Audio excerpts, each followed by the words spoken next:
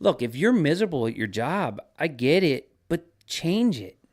We all have the ability to do whatever we want to do in this life. I hate people that say, "Oh, I can't do it because of this reason." Look, if you're mentally there and physically able, then you can do anything. Like, excuses are excuses. There's no reason.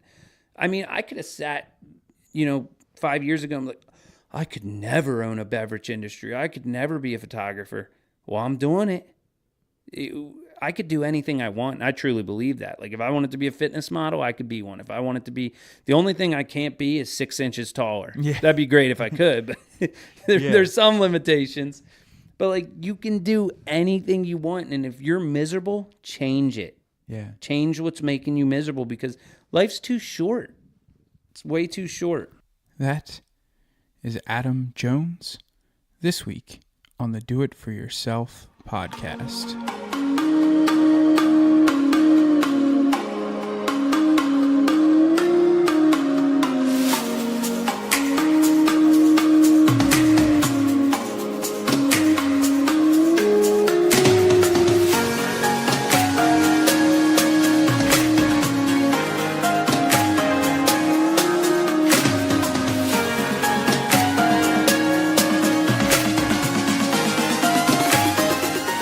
Hey everybody, how's it going? First and foremost, I would like to say Happy Mother's Day to all of the moms out there. I hope that you had a beautiful Mother's Day surrounded by your kids, grandkids, fur babies, if you are a fur mama. Whatever the case may be, I hope you enjoyed your Mother's Day today, yesterday, last week, whenever it was that you are landing on this episode. If this is your first time listening to the Do It For Yourself podcast, my name is Ian, and welcome. This is my podcast. This is a weekly show that I do interviewing people who are doing it for themselves. And that means that they are chasing a dream and overcoming obstacles in order to reach that dream or that goal. And someone who is doing it for themselves is not doing something selfishly, but they are doing something that they have always wanted to do, and they are doing it regardless of the advice that people are giving to them or the, I guess, hatred, air quotes, they may be receiving from people, something along the lines of, you could never do that, that's not possible for you, so on and so forth. This week, my guest is Adam Jones, and Adam and his brother Dave created the coffee company Peloton Cold Brew Coffee. And Adam has a very interesting story, because Adam was not actually a coffee drinker when he had the idea to start a coffee company. So just a little backstory, and we definitely get into this in the show, but Adam was living in New York at the time and heavily consuming Red Bull. And when he walked into a little bodega late one night to grab a Red Bull before he started editing some pictures, he saw this beverage in the cooler, and he really liked the label on it, and he figured out that it was a coffee, but it was a cold brew coffee, and he had no idea what that was. So he picked it up anyway, and he went home and he drank it, and he immediately fell in love with this coffee. And the reason that he fell in love with it was because it wasn't bitter. He didn't have to sweeten it with anything. He didn't have to put anything in it. And it had a nice smooth taste to it. And so Adam then began researching and completely really just immersed himself in this coffee culture.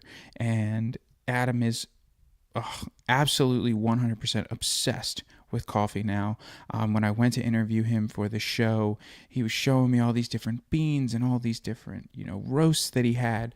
And we got a chance to talk about a recent trip that he had taken for them to start, purchasing Cascara, which is leading into a new beverage line that they're launching. So this is a very wide-ranging interview, spanning from where Adam was in New York when he came up with this idea and he started making his own cold brew coffee, leading into him moving back home and officially launching Peloton to where they are today, and the launch of this new line of Cascara teas that they're just coming up with. So I will let Adam do the rest of the storytelling here, and I hope that you really enjoy this interview with Adam Jones, one of the creators from Peloton Cold Brew.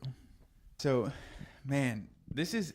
And honestly, it's really cool to be here. So I'm here with Adam from Peloton Cold Brew Coffee, and it seems and Peloton like, Cascara tea. Yeah, that's brand new. When did you guys launch that? We actually launched like 2 weeks ago. Okay, so it's brand spanking brand new. Okay, right on.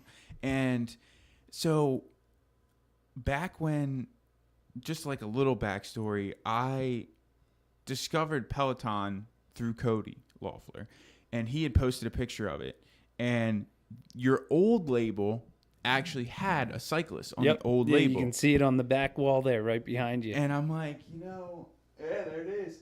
I said, I'm like, what is this all about? Like, it's coffee, it's got a cyclist on there, like, I'm all about it. So I went on like this wild goose chase to try and find it, and I found it in a Whole Foods.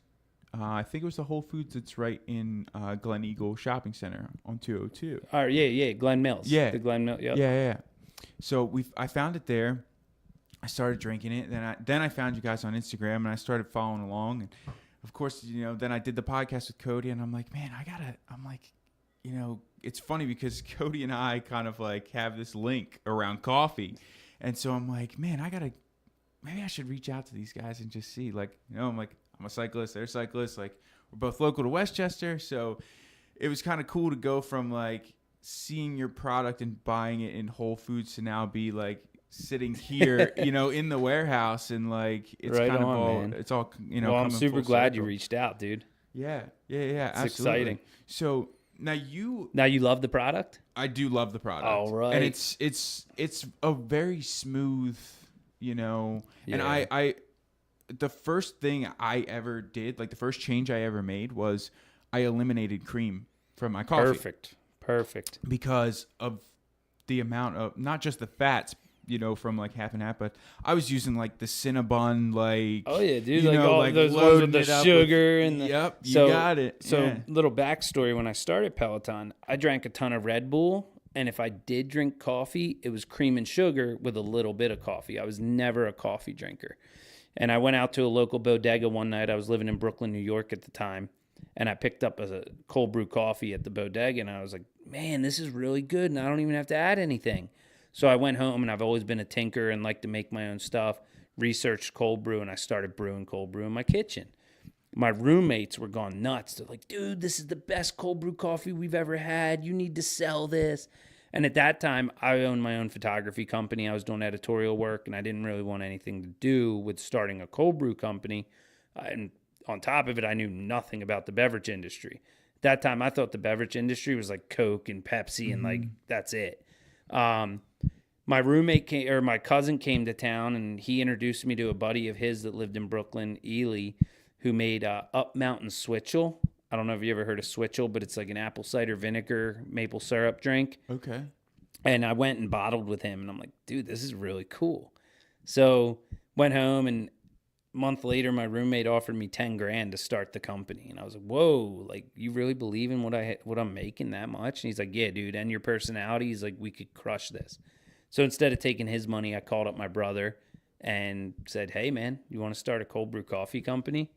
And we researched cold brew, man, for like a month, like like 3 weeks. We were like going through numbers, figuring out if it was feasible, figuring out what bottles we were going to go into, caps, coffee, all this stuff. And I moved home, and we brewed our first batch on our parents' deck. And that was it, man.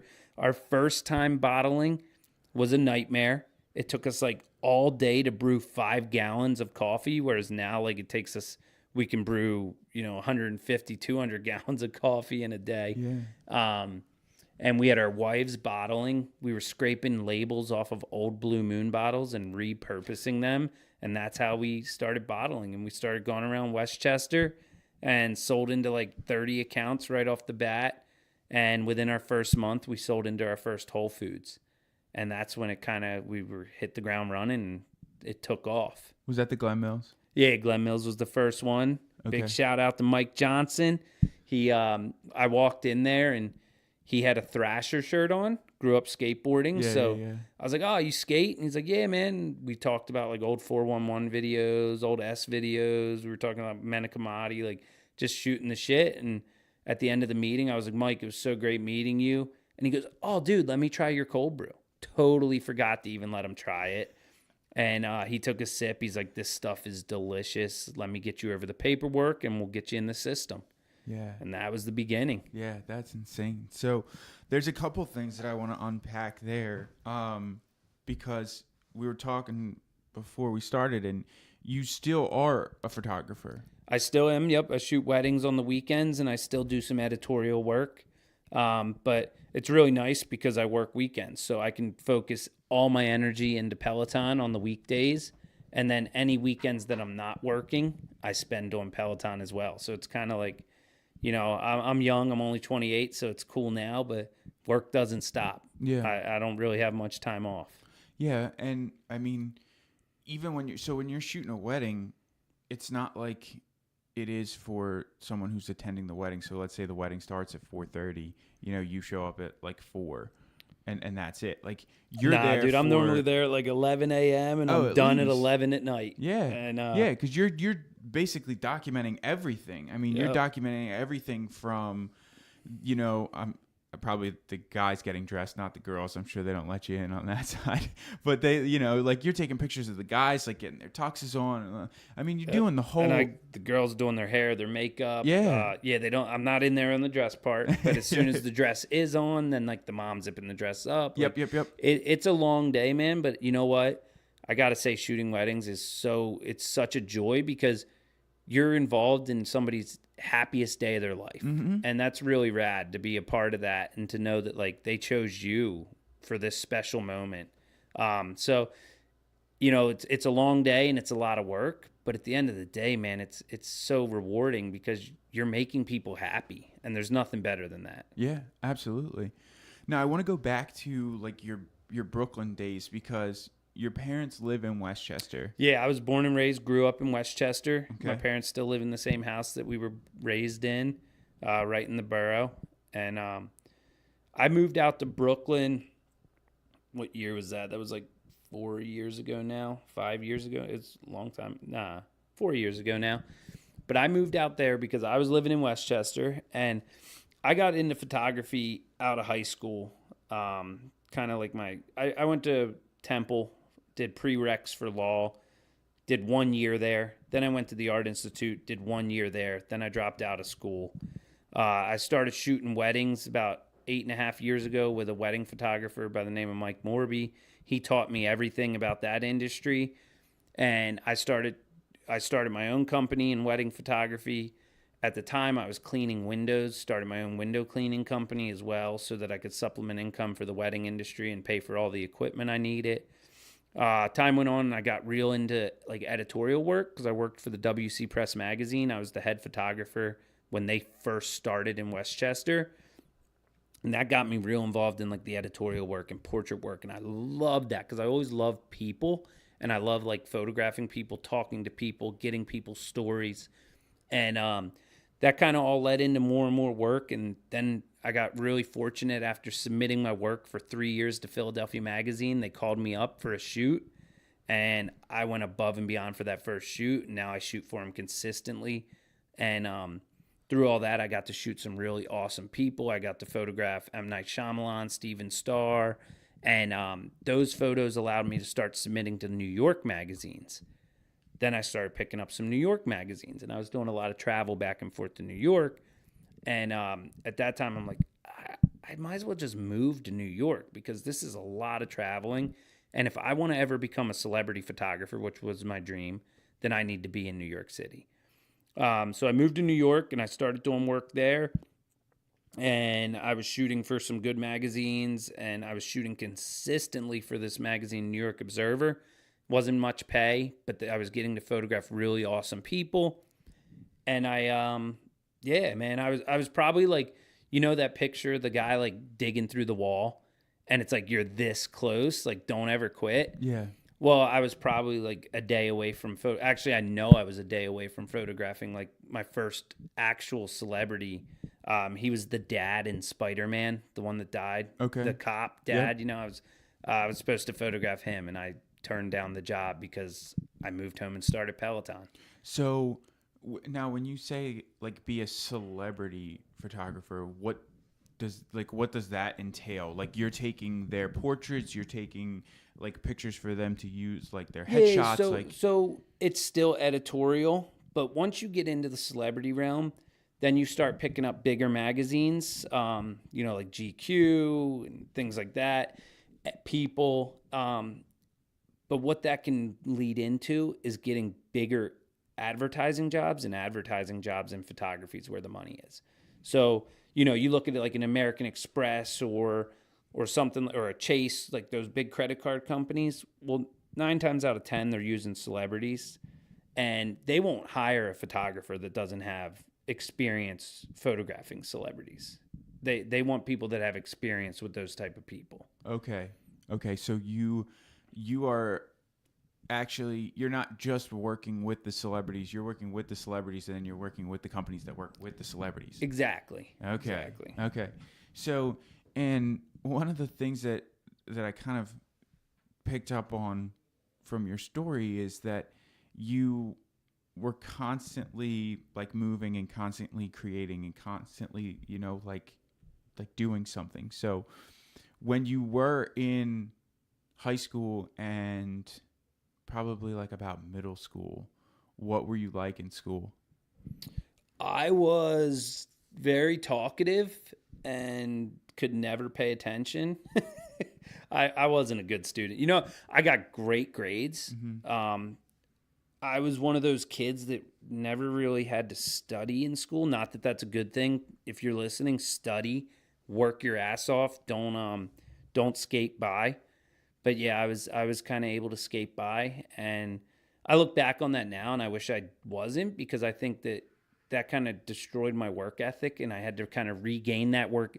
No, I wouldn't say that. It didn't destroy my work ethic, but it made me a procrastinator, and I was very good at procrastinating, and I had to like literally change my paradigm in my brain and be like, I got to get shit done. I can't procrastinate, because especially in this industry, in the beverage industry, if you procrastinate, you're dead. You gotta get stuff done, be on the ball, you know. And I really learned a lot of that from my brother, because my brother is a little more type A oriented, where I'm all over the place, and he gets shit done, and he has shit like, can I curse? Yeah. All right, my bad. Like if something needs done like a month from now, he's already had it done. So then when that comes up, everything's in place and everything's ready to go. Where I had this whole mentality, I'll get to it tomorrow, but now you can see I've written on my wall, do it now. Yeah. Because like I've learned, dude, there's no time like now. Yeah. Might not have tomorrow to do it. Yeah. Yeah. Exactly. Might get You hit know? by a car while you're riding your bike. Dude, you never know, man. You never know. So Yeah. And so, did you ever have a job where you had a boss? I did. Like, did you have an hourly, Yeah. like W-2? I worked at this is embarrassing, but I worked at Hollister for about 6 hours, and then I walked out on the job. I worked at the Picture People for about 2 weeks, and then I walked out on the job. And then I was a window cleaner. I cleaned windows and had a boss. Got into a big fight with the boss because I told him he didn't pay me enough, and lost that job. So I did have jobs, but I was never good at having a boss. I was the worst, man. I never felt, so for me personally, I never felt like I was getting paid enough for the work I would do. Because when I worked for somebody, I worked my ass off. You know, I was never one of those people that I would just be like, oh, okay, I'm getting paid by the hour. I'm going to just take my good old time. Like, I wanted to get the job done. So I always worked my ass off. So I never felt like I was rewarded enough for the work that I did. And that's why I always started my own. Like even with the window cleaning, I started my own window cleaning company. And with the photography, I started my own photography company. And because I always was like, well, wait, why are they making this much and I'm only making this much when I'm putting in the same amount of effort? And then you do learn, like, oh, all right, wait, there's a lot more that they're doing that you're not seeing. Mm-hmm. But to me, I didn't mind. I was like, I'll do that too.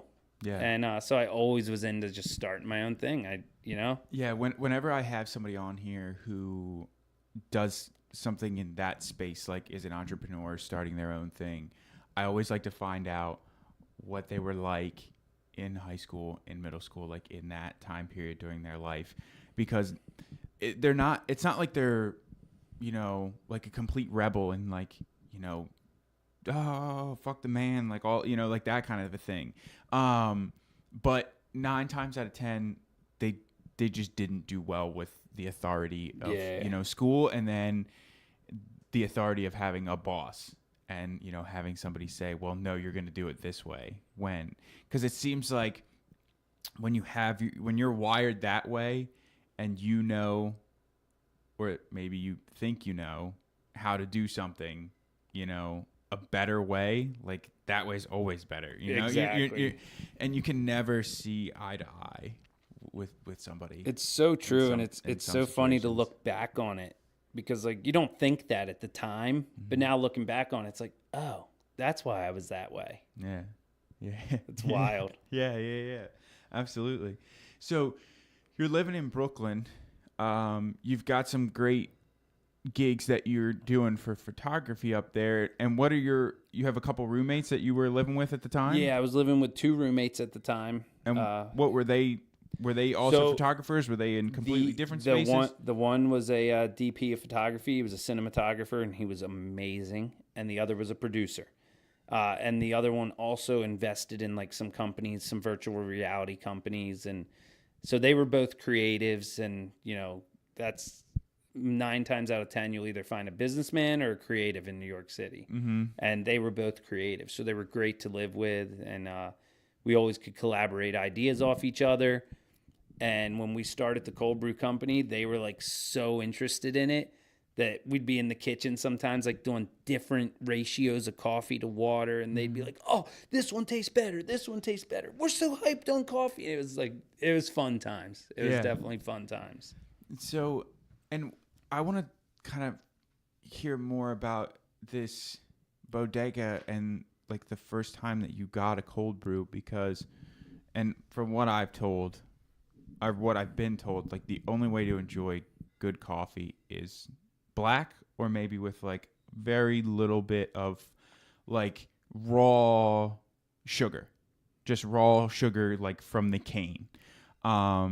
So to go from Red Bull and, coffee that looks like chocolate milk, essentially, like with that much milk and sugar, were you thinking that you were just going to grab this cold brew and like put some cream and sugar in it and then just be on your way? So no. It was late night. I was up super late editing, retouching photos, and I didn't have any Red Bull, and I didn't feel like brewing hot coffee. So I went down. I was actually going to pick up an energy drink. I wasn't going to pick up a coffee. And it was Stumptown Cold Brew. And I saw it sitting on the shelf, and I was like, yo, that bottle's really cool. And that's literally the reason I picked it up, because I thought it was a cool bottle. And when I drank it, I didn't think like anything. I just was, I want to try it. I'm like, all right, this is pretty good. It was still a little bitter but it was way better than hot coffee. And I never was into hot coffee. I got into it a little bit in New York because my roommates were like super into it. They loved making their Chemex, their French presses. So that got me into coffee. And they would always have like, Hairbender, this, that, this on the shelf. And they loved like different craft coffee. So I would say they kind of taught me a little bit about like how coffee is. Mm-hmm. Whereas like for me, I didn't know that. I mean, I used to just get Wawa. Right. Is that truck all right out there? You hear that beeping? It's probably not picking it up here. I just wanted to make sure it wasn't somebody picking up for you guys, because I'm parked right in front of your garage door. You're good. So I picked it up. I loved it. I was like, I didn't love it, but I liked it a lot. And I was like, this is really good. So I went home and I was like, what is cold brew? So I started researching it and I found out, oh, wow, you can make this in your kitchen in a French press. And what year was this? This was 2015. Okay, I'm trying to remember when the big like. It wasn't so 2015 when we started. There was Chameleon and Stumptown. That was about it out on the shelf. There was some other one like Single Fin Sludge and some smaller ones out in California, but there was not the boom that there is And today. this is prior to the Starbucks boom. This is prior to this. This is before Starbucks, Okay. before Dunkin', before anybody else had cold brew. When I called my brother and asked him if he wanted to start a cold brew company, he said, "What the hell's cold brew?" He had no idea. Yeah, now it's like. And when it's we like started, regular vocabulary. Oh, dude, Everyone's got everybody it. knows, I man. mean, Dunkin', like you said, Dunkin', Starbucks, Wawa. I mean, they all have it now. it's crazy. You go to a Whole Foods, man, and there's like 30 different cold brews sitting on the shelf. Whereas when we first started, we didn't have any money except the money in our own pockets. And we started with one SKU. A SKU is like a product. We started with one, and we were so fortunate to get that into Whole Foods. But we were sitting on the shelf, and we were, I think, between us and Stumptown, because at that time, Chameleon didn't even have a ready-to-drink. They had a concentrate. Yeah. So it was us, Stumptown, and Chameleon. We were the only ready-to-drinks on the shelf. Then I'd say like 3-4 months after we got on the shelf, Chameleon came out with like 5 SKUs of ready-to-drink. This other company, Slingshot, came out with like a couple SKUs of ready-to-drink. Like all these brands started like rushing the shelf. And in the beverage industry, it's all about money.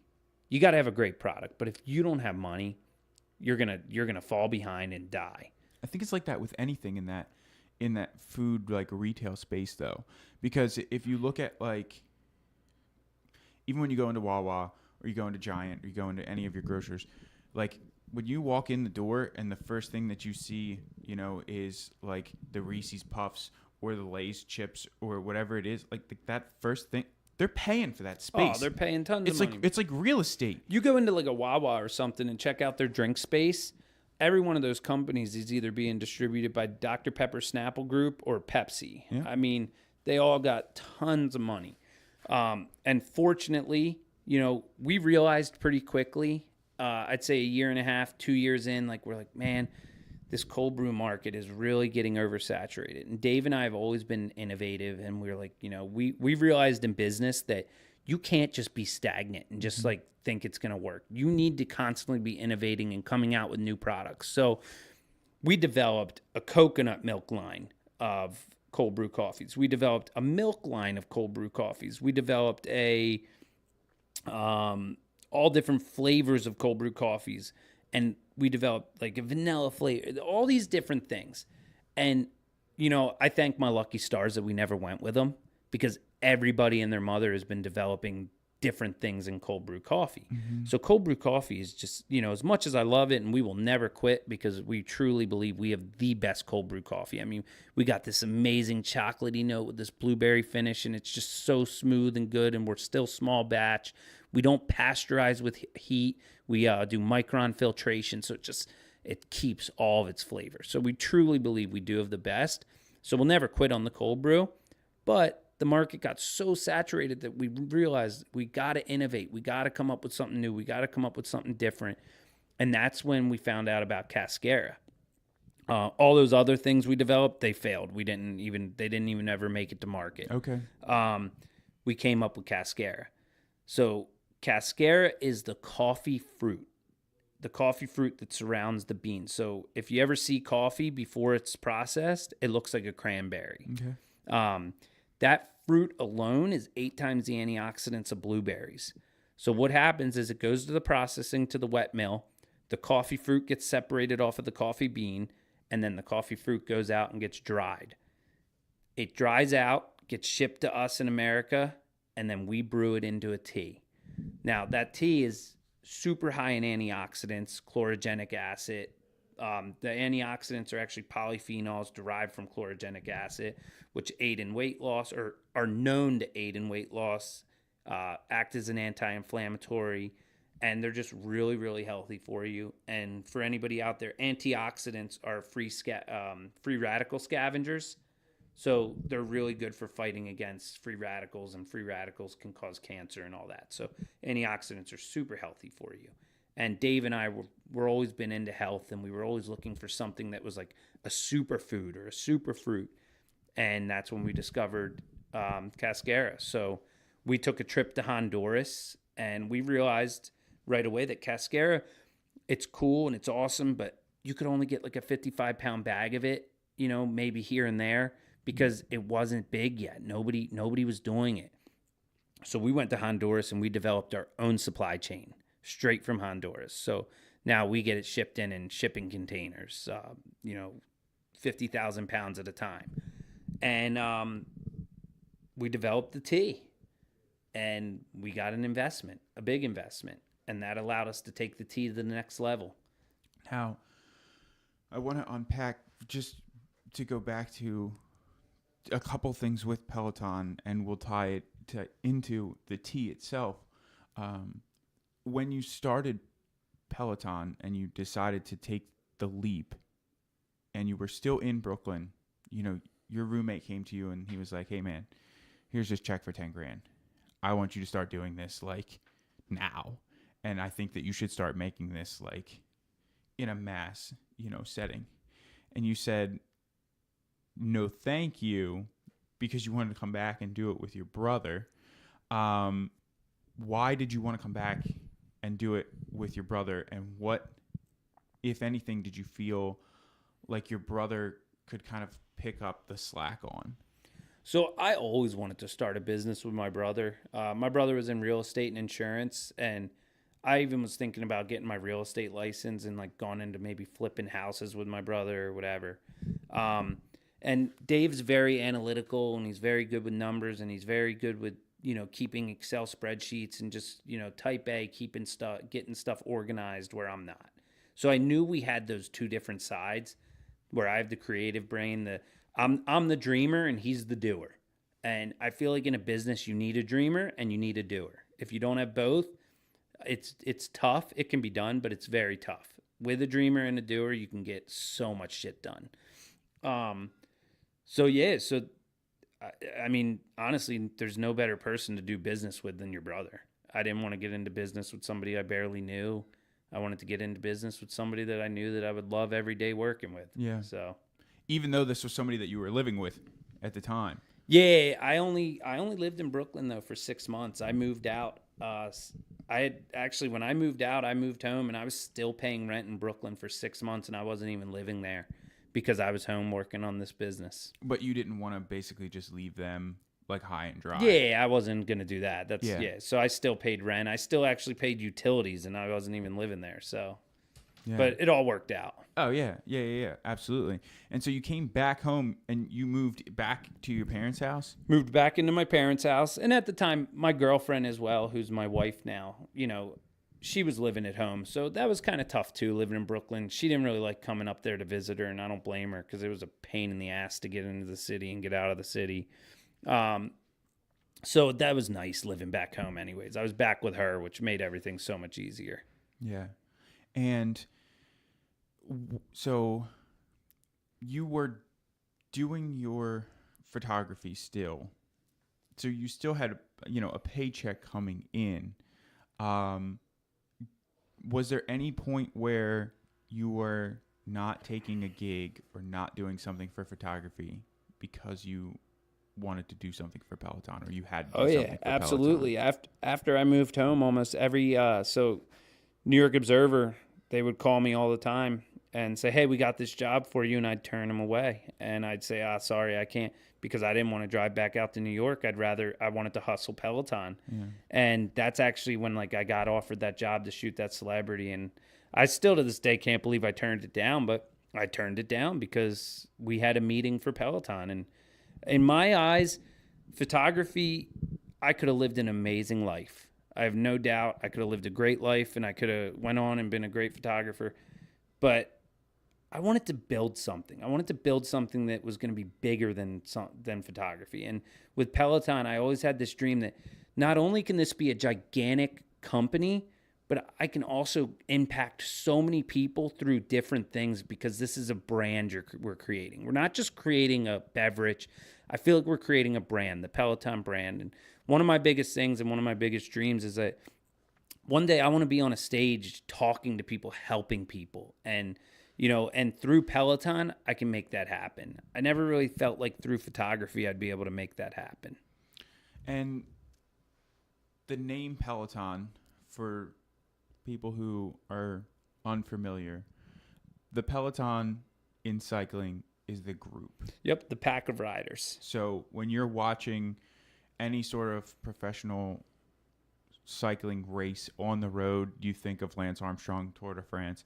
When you see that big pack of riders all riding together, that's what's called the Peloton. Exactly, and they're all drafting off of each other.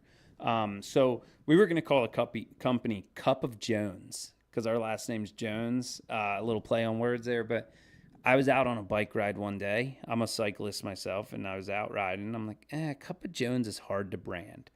And I don't know why the name Peloton popped in my head, but it did. This was like before the Peloton bike and everything, or at least before it was very well known. And Peloton popped into my head. And I went home, and I'm like, Dave, Peloton. And Dave's like, that's it. We called up our designer. He sent us 2 labels that night that he designed, and we actually picked the first one, which was the one with the cyclist on it. And we just rolled with it. We rolled with Peloton, and our slogan is "Join the Pack." So, like you were saying, in this relationship between you and your brother, you have a dreamer and you have a doer, right?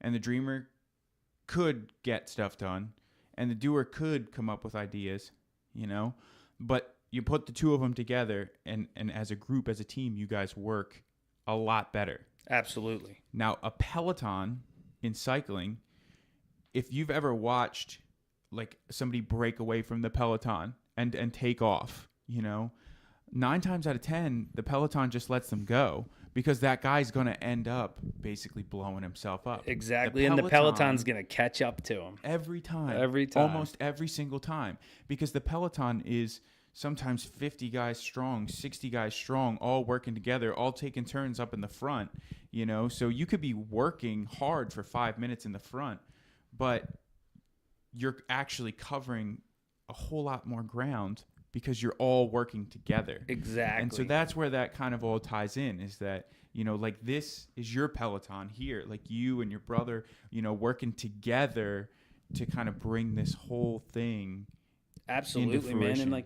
And we've even talked about that. Like, that's one of the things that's going to be so cool when we have a bunch of employees is that, like, I always said to Dave, like, I don't ever want to be that boss that is like, you do this, and I'm out of here. It's like, I love working together with people. I love just collaborating and having, everybody just feeling like they're on the same level. Because in my eyes, I hated working for people because I always felt like I was being pushed around. So as a boss, I don't ever want people to come to work and feel that way. I want people to come to work and be like, I love my job. Like, I want people to want Monday to come, not to dread Mondays. Mm-hmm. And a big part of that is the Peloton is just being a pack and being a group that's helping each other and not being that breakaway rider that's trying to beat everybody up. Mm-hmm. Yeah. And the other thing, and I don't know if you put this together, if you were thinking this as well, but when you were saying that you guys were coming up with the Cascara tea, and you were also trying to figure out a way to do like, a different cold brew line, a flavored cold brew line, an almond if you think about riding a bike, as soon as you stop pedaling, as soon as you stop moving, what's going to happen? You're going to flop, right? You're going to flop over.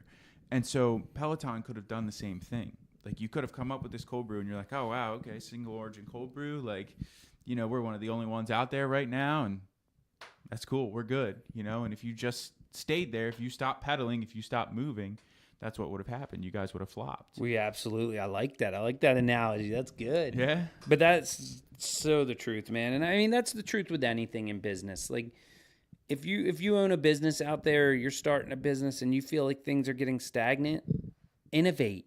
Keep on moving. Don't just stop. I mean, Because, yeah, you'll fail. You'll automatically fail. Keep moving, keep creating, keep coming up with new ideas, and don't ever quit. Yeah. That's my biggest advice that I would give anybody that wants to start a business is don't ever quit and continue to innovate. Or wants to start anything. Like maybe they don't want to start a business, but they don't like, even if you want to start like a side hustle or you want to just start something on the side, and see where it goes.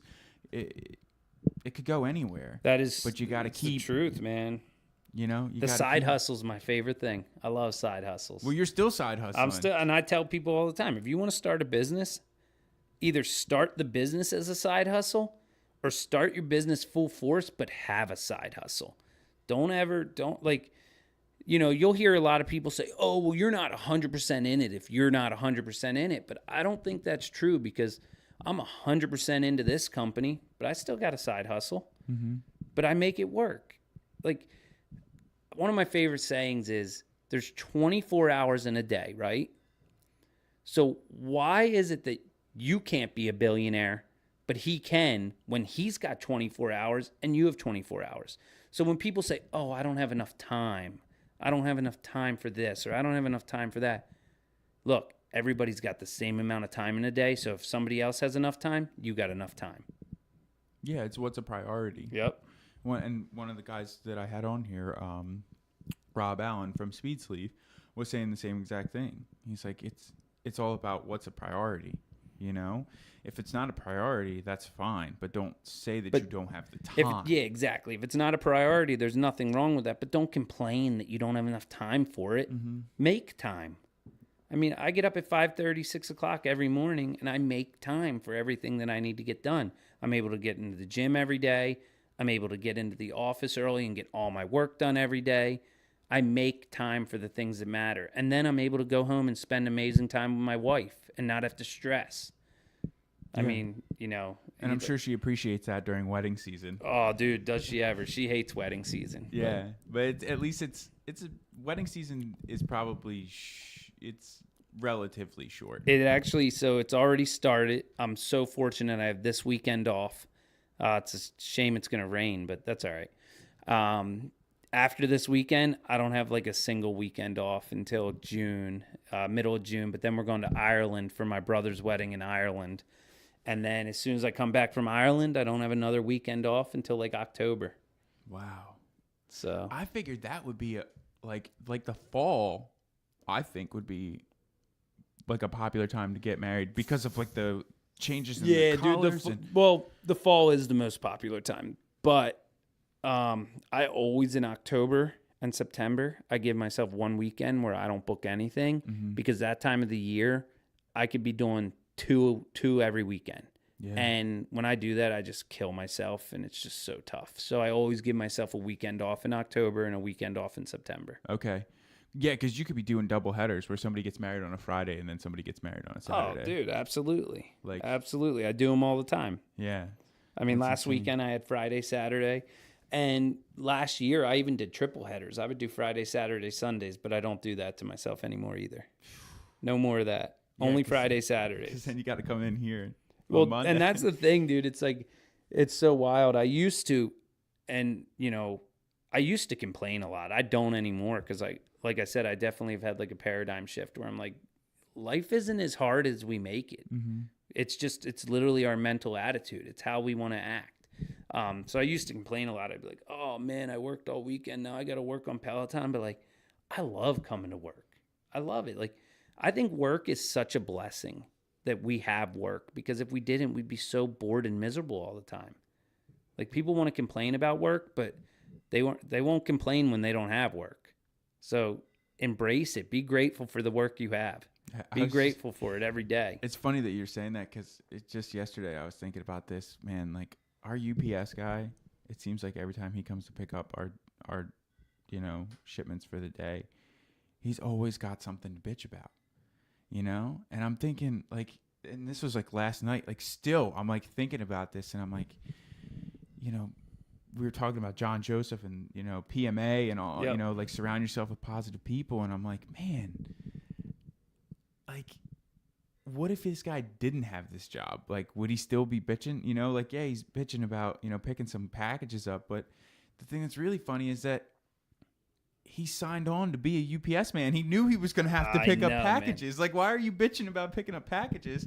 Don't you hate that? I hate that when people have these jobs and it's like, look, if you're miserable at your job, I get it, but change it. We all have the ability to do whatever we want to do in this life. You know, I hate people that say, oh, I can't do it because of this reason. Look, if you're mentally there and physically able, then you can do anything. Like, excuses are excuses. There's no reason. I mean, I could have sat, 5 years ago, I'm like, I could never own a beverage industry. I could never be a photographer. Well, I'm doing it. I could do anything I want. And I truly believe that. Like, if I wanted to be a fitness model, I could be one. If I wanted to be, the only thing I can't be is 6 inches taller. Yeah. That'd be great if I could, but there's some limitations. But like, you can do anything you want. And if you're miserable, change it. Yeah. Change what's making you miserable, because life's too short. It's way too short. And so I just want to unpack like a couple more things with Peloton. When you came back here, what was the, like, you're brewing out of your parents' house. You're bottling out of your parents' house. You're doing everything out of your parents' house. Yeah, we were doing everything out of their kitchen. Where were you selling at that point in time? So at that time, the first couple stores we got into were in Westchester and like Malvern and Downingtown and Phoenixville, Kennett Square. So that's where we got into it first. And we were doing all our own distribution. Small mom and pop. Small mom and pops, yeah. Then within our first month, we approached Whole Foods, like I said earlier. Got into the first Whole Foods. We realized really quickly that once you're in Whole Foods system, you are able as a local vendor to go sell to anybody in your region, which is our Mid-Atlantic region. So Dave and I, we drove to D.C., Baltimore, Virginia, Maryland, all over PA, and we got into 26 Whole Foods on our own just through going and meeting with the dairy buyers and them saying, yeah, we want to carry your product. So they would order, and we'd had to make all of our own deliveries. So that first year, we put 60,000 miles on our cars. And we were doing all of our own distribution, all of our own deliveries to Whole Foods. Whole Foods was our biggest account at that time. After that first year, we got a call from Whole Foods Mid-Atlantic, like the regional buyer, and he goes, hey, I'm going to give you guys a regional contract with the Mid-Atlantic. He goes, now you got a distributor through DPI. And that was like, one of our first big wins. And we're like, yes, like we're in. Like now people are starting to buy pallets. Like I'll never forget, we had this guy here and he's like, so have you guys sold a pallet yet? And we're like, what? We can sell pallets? We didn't even know, dude. Yeah. We were doing like case by case. So we got the Mid-Atlantic contract and we started shipping out pallets to DPI, and then they would do all the distribution to Whole Foods. At that time, we were still doing all of our own distribution to the city and stuff, to all the mom and pops. And still all out of your parents' house? No. So once we got the big Whole Foods account, we had to step up our game. So we were so fortunate. Our buddy Dan Salucci, the owner of Roots Cafe in Westchester, used to own Sprouts. He was like, my brother knew him through real estate, and my brother insured him, insured his restaurant. And we asked Dan, we're like, hey man, can we rent out your kitchen? And he's like, yeah, you know what, Sprouts, I actually only use it 3 nights, Thursday, Friday, Saturday. He's like, so if you guys want to rent it out like the other days, sure. He's like, $400 a month. We're like, yes, absolutely. Yeah. Because the first place we went to was the Artisan Exchange, which is in Westchester. Okay. And that dude tried raping us royally. Like he wanted every penny we had. We're like, I don't know how you even go there. It was like, I forget how much it costs, but there's no way you go there and can build a business because it's so expensive. So we're like, oh my gosh, if every place is this expensive, how are we ever going to do this? Like, it's not even possible. And we were so fortunate that we had Dan, and he let us rent out his kitchen. And we brewed there until one day Dan was like, dude, like, you guys are going to have to find another place because there's no room in my walk-in. You're constantly filling it up with product. And that week, Dave and I were like, let's go look. And we found this place where we're in right now, which is a 1,500 square foot facility. It was nothing but brick walls. There was not a thing in here.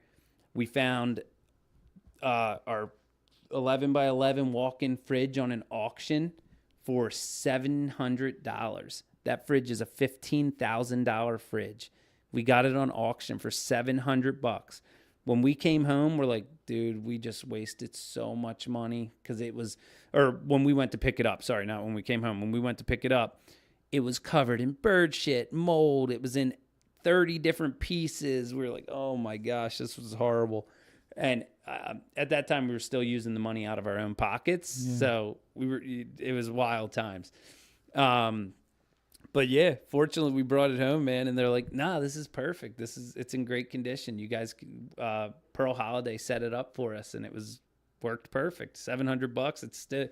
It's a workhorse, man. Knock on wood, but it's still running perfect for us. I wonder if it was like a repo or something. No, so it was an auction. It was like a old Italian restaurant in Vineland, New Jersey, that went out of business, and we found it on an auction. Yeah, that's what I mean, though. Yeah. Like, so they went out of business. Yeah, and yeah. I'm wondering if they were just like blowing everything out. Oh, they were, yeah, just totally. trying to get back any money Totally that they were. possibly could. Totally were. Our 3-bay sink cost more than the refrigerator. So anyway, so we had an order for Whole Foods that needed to be fulfilled. And when we moved in here, there wasn't a thing in here. So in a matter of a week, we got the fridge in, we got the sink in, we got the table, we got everything in here. We got a floor drain dug. We got, another sink in that we needed to just pass inspections. We got plumbing done. We got electric done. Dude, it was the wildest week ever. We were like working nonstop to get everything done. We were like paying probably way too much for everything because we were trying to rush people, right. So we didn't even care. We were just like, we're paying. And we got this place outfitted to start brewing within literally a week of signing the lease on it. And we had that Whole Foods order finished.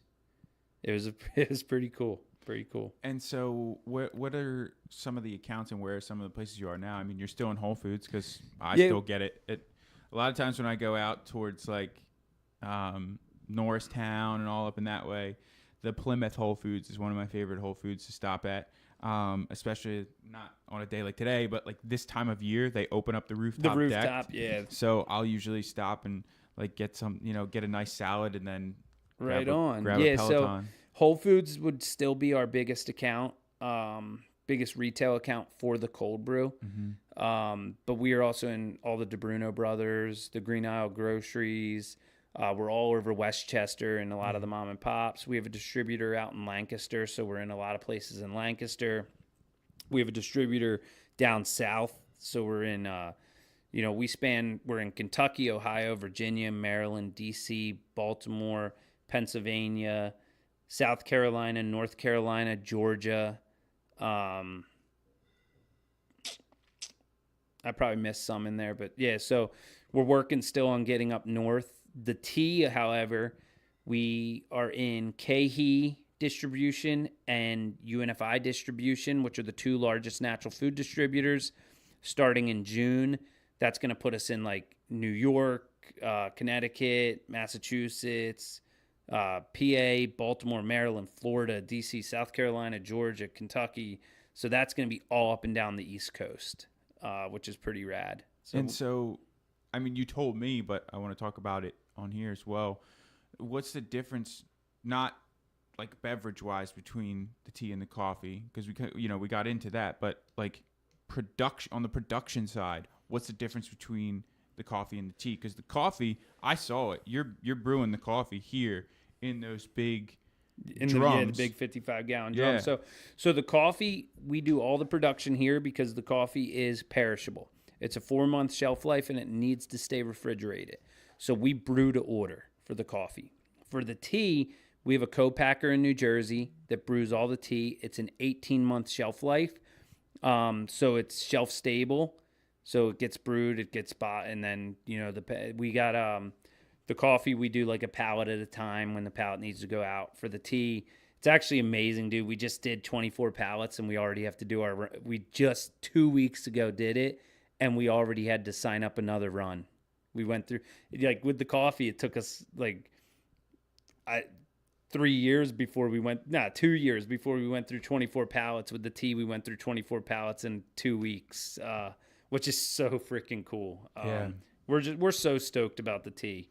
If anybody out there wants to try it, definitely check out drinkpeloton.com to learn more about our Cascara tea. And like I said, it's going to start really hitting the market in June. and we'll have a list of retail spaces on our website where you can find it.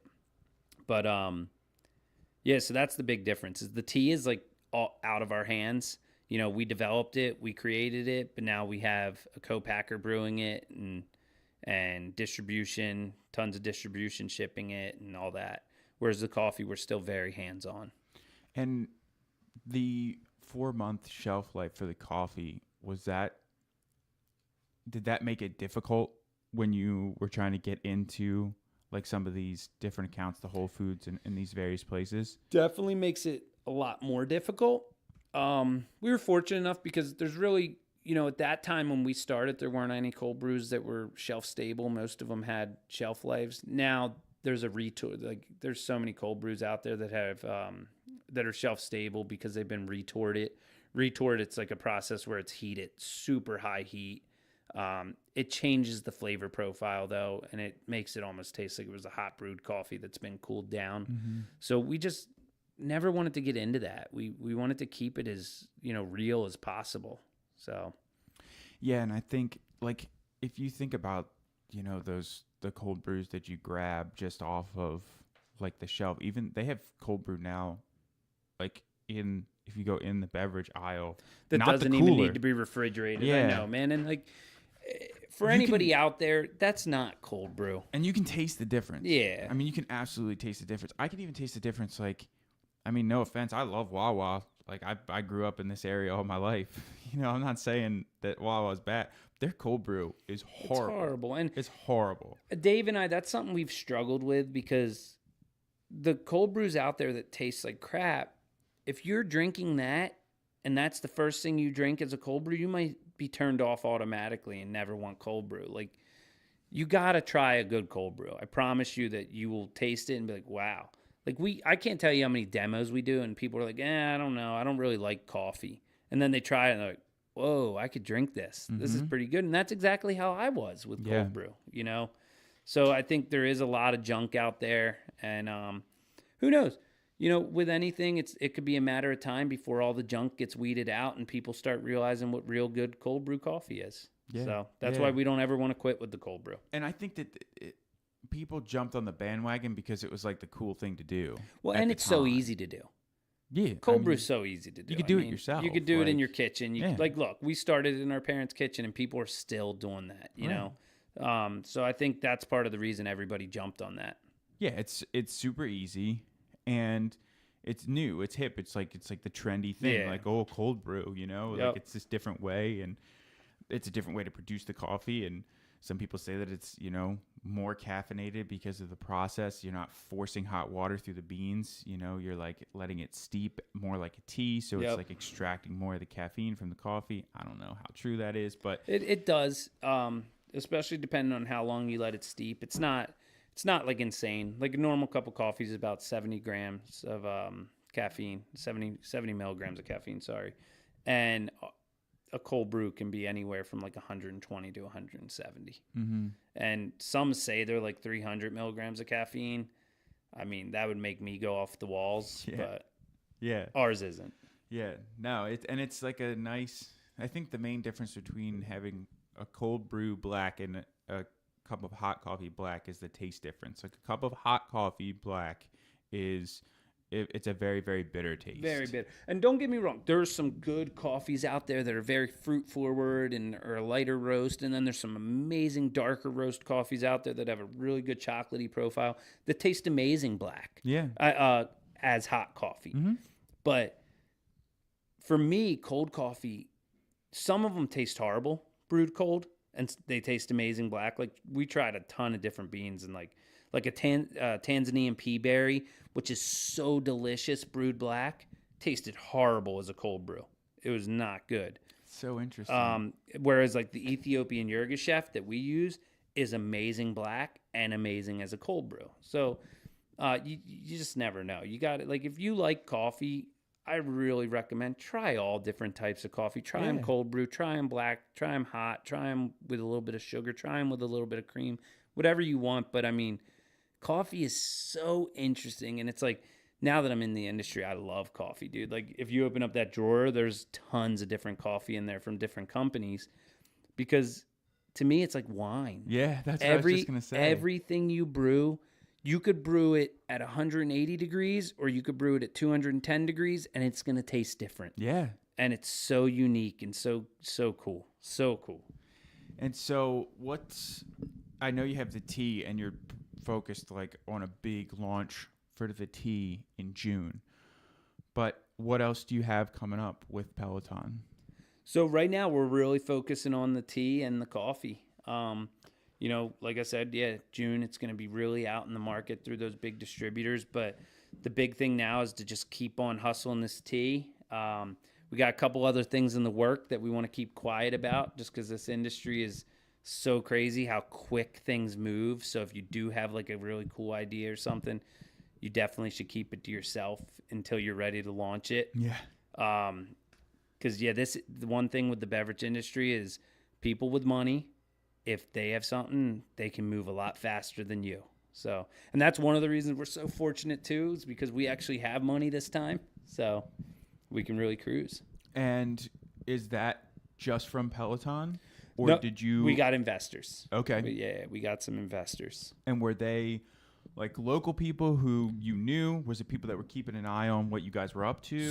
So they were local people that we knew and that were keeping an eye. It's 4 of them, and 2 of them were kind of people that we really knew, and the other 2 were people that actually my dad brought our coffee to, and they were like, "Yeah, we're really interested," and they met with us, and when we told them about the tea, they said, "How much money do you need?"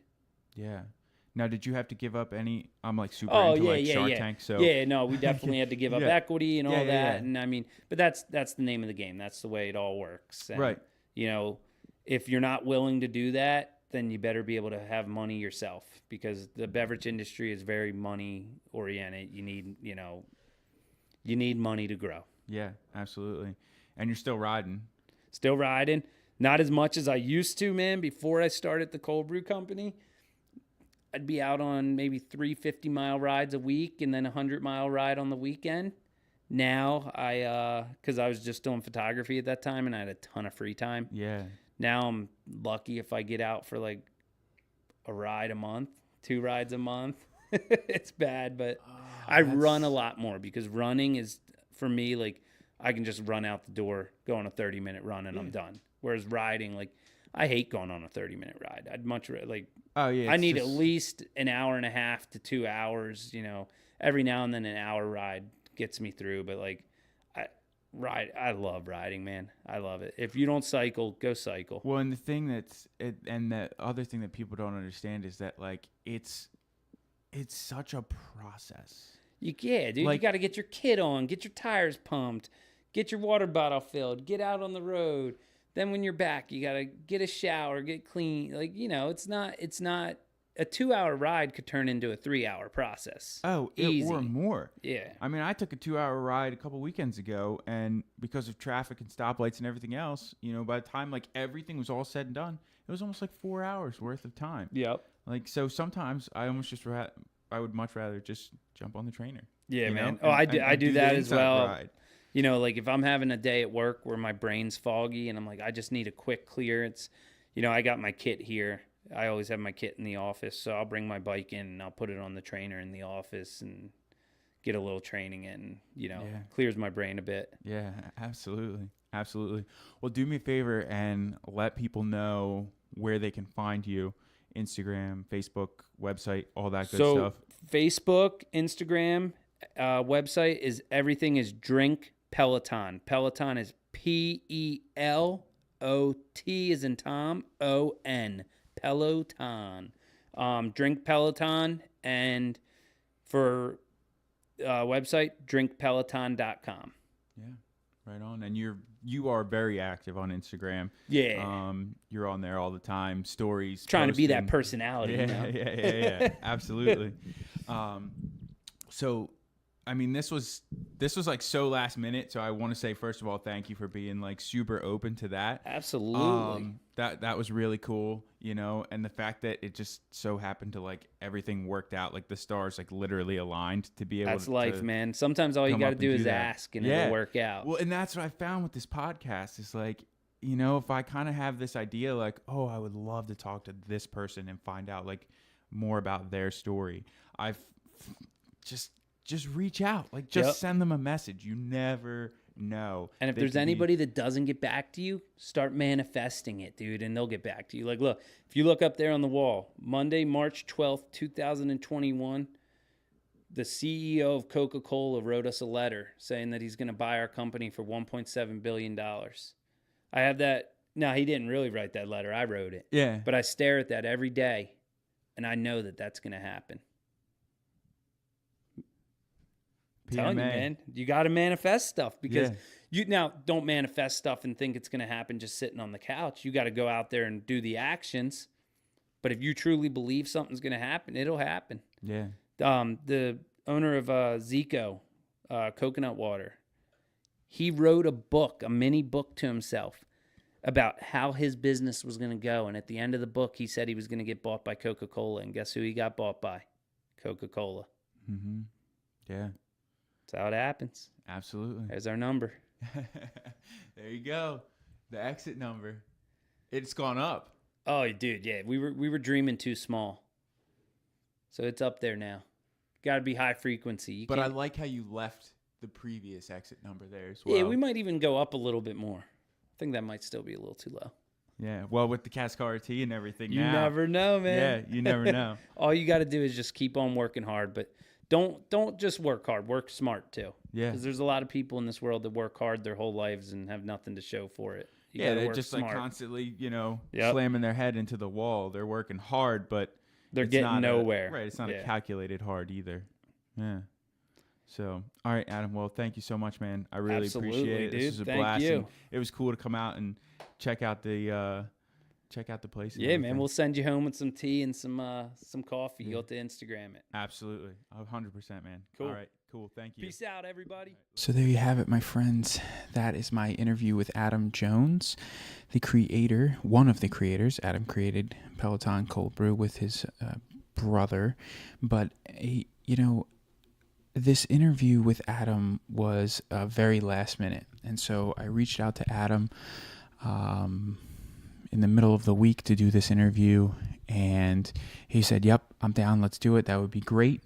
And so I was going to be in Westchester for an event that I was speaking for, and so I said, "Well, I'll be there. I could be there in the morning. We could do it early." And so it all worked out, and I'm very thankful for Adam being so willing and open to not only share his story, but to also accommodate me and get me into the Peloton warehouse and the Peloton office in order to record this podcast. So I want to say thank you very much to Adam for that. And, thank you to his brother Dave as well, because we kind of kicked him out of the office and he was working out in the warehouse while we were doing the podcast. So definitely want to say thank you for that. And I want to say thank you to you as the listener for tuning in and lending me your time and your ears and, listening to this show. I greatly appreciate you guys and all the feedback that you've been giving me so far. It's very, very helpful in making this show better. And so thank you for that. It is greatly appreciated, and it does not go unnoticed. And on that note as well, if you have made it this far, please, if you could do me a favor and leave a rating and or review on Apple Podcasts. That is going to help me out a ton, and that is my only ask of you. If you could rate and review this show on Apple Podcasts, I would greatly appreciate that. And if you have anything that you'd like to share with me, any guests that you would like to hear on this show, please feel free to send me a message. I do my best to respond to each and every one of them. And with all of that being said, I would like to say thank you one last time, and I will see you next week here on the podcast.